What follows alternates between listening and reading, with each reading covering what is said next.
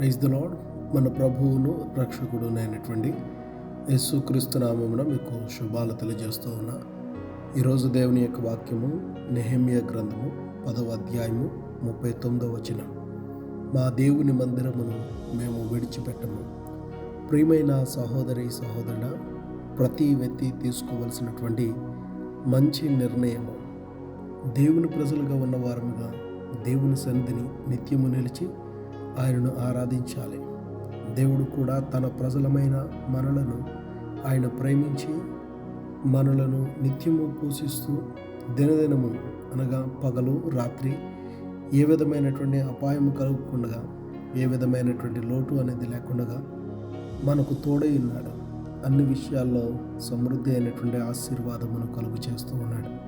అదే రీతిగా దేవుడు మన ఎడల చేసినటువంటి ప్రతి ఉపకారములను మన జీవితకాలం అంతయు గుర్తుంచుకొని కృతజ్ఞతగా ఆయన సన్నిధిని నిలిచి ఉండడం మనము తీసుకోవలసినటువంటి మంచి నిర్ణయము. దేవుని మందిరము ప్రత్యేకమైనది. మనకు సురక్షితమైన స్థలము దేవుని మందిరము. నెమ్మది పొందుకునేటువంటి స్థలము దేవుని మందిరము. దీవెన పొందుకునేటువంటి స్థలము దేవుని మందిరము. దేవుని మందిరము మన ప్రార్థన విన్నపములను తెలియచేసేటువంటి స్థలము, ప్రార్థనలకు జవాబును పొందుకునేటువంటి స్థలము, యేసయ్యతో మాట్లాడేటువంటి స్థలం దేవుని మందిరం. అంత ప్రత్యేకమైనటువంటి స్థలమును మనము నిర్లక్ష్యము చేయకూడదు.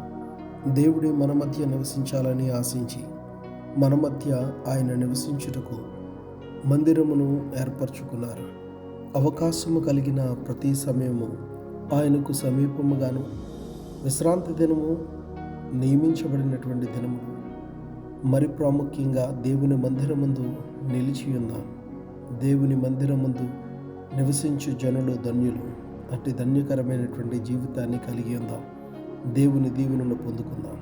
దేవుని ఆత్మ మీకు తోడై ఉండునుగాక.